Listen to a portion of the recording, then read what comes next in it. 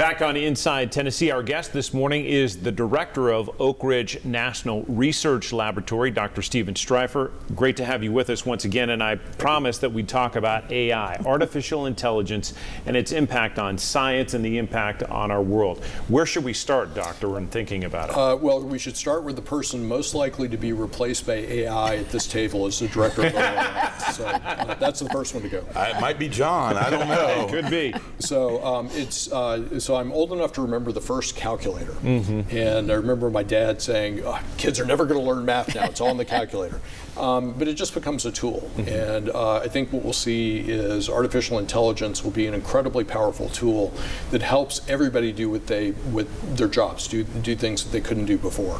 So the trick is going to be for us to learn how to use it, and for us to adapt education in particular, so it's a tool in our arsenal, but it's not going to replace us. One of the things that, and Don, I'll let you in, but just one of the things that's scary for a lot of people thinking politics now is the kind of AI impact on our political discussion, what we see Social online. media, right. Yeah, and what is true and what isn't. And it's becoming more and more difficult to determine what is fact and true and what is not.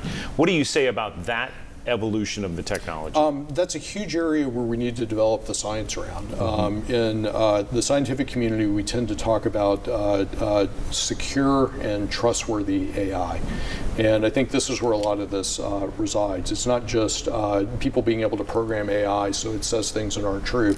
You're going to be aware of this. There have been a number of lawyers who've been caught writing briefs with AI. Yes. It turned out the AI made things up. So the technology is not really what we think it is. I think there's a huge social change that we're going through.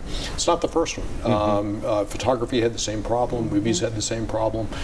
We have to learn how to deal with it. We have to develop sophistication around recognizing when someone's trying to manipulate us.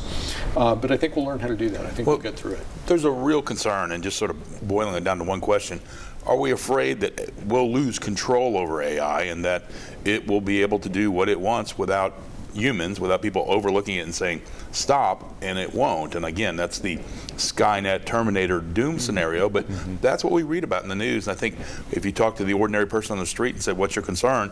It's going to take over. Is that a real concern of the scientists? Not in the near future. So what's the near future? The near future, next 50 years. I'm much more worried about somebody coming to work and having had a bad day and taking a car and driving it into somebody than I am about AI taking over. Right. We lose sight of the fact that human beings are still the weak link in most of our systems. Okay. All right. I want to ask you about a few years ago, UT and the lab collaborated to create the UT ORNL Innovation Enterprise Institute. Talk about that. What are your goals for that? What do you hope to come out of it? So that's a great activity, and it's such a wonderful example of how strong this area is. Being able to take what the University of Tennessee does with just a very generous and very forward-looking state investment into the university to partner with Oak Ridge in areas where together we can do things that we can't otherwise. And there are a couple of new projects that we're just getting started on. One on the bioeconomy, being able to make things using biology that we simply can't do right now. Another one that is a real favorite of mine, which is taking the laboratory's expertise in nuclear materials and in isotopes and coupling that to the health system and what the university can do for human health.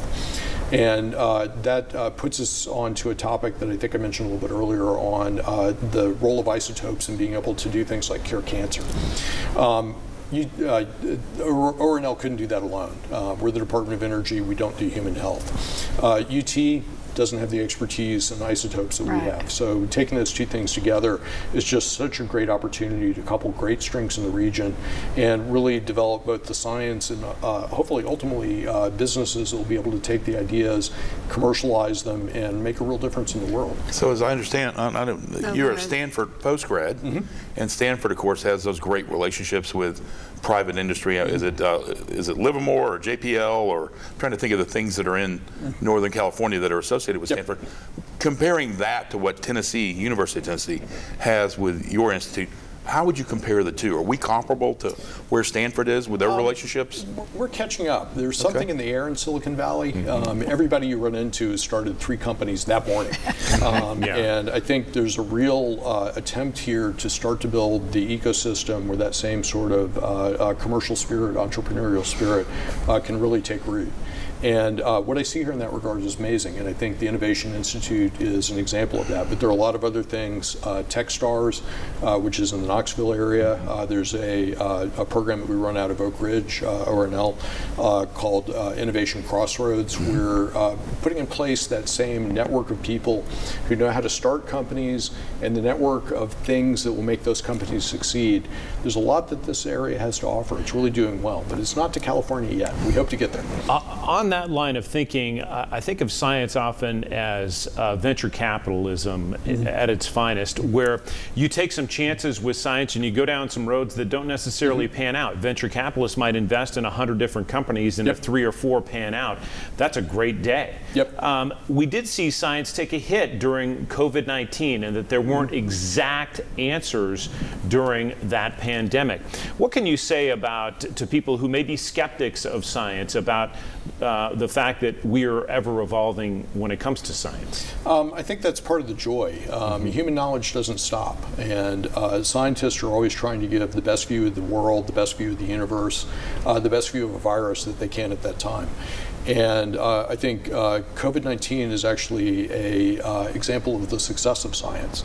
The fact that we could do things about that pandemic that I think really made a difference in the U.S. and a difference around the world, in part was actually due to the DOE system. I'm happy to tell that story sometime when you're interested. But that was an example where if you compare what happened then to what happened to the 1917 flu, 1917 flu, many, many, many more people died. It could have been that way with the pandemic, but because we had science, because we're that many years down the road, it didn't turn into that sort of natural disaster for mankind.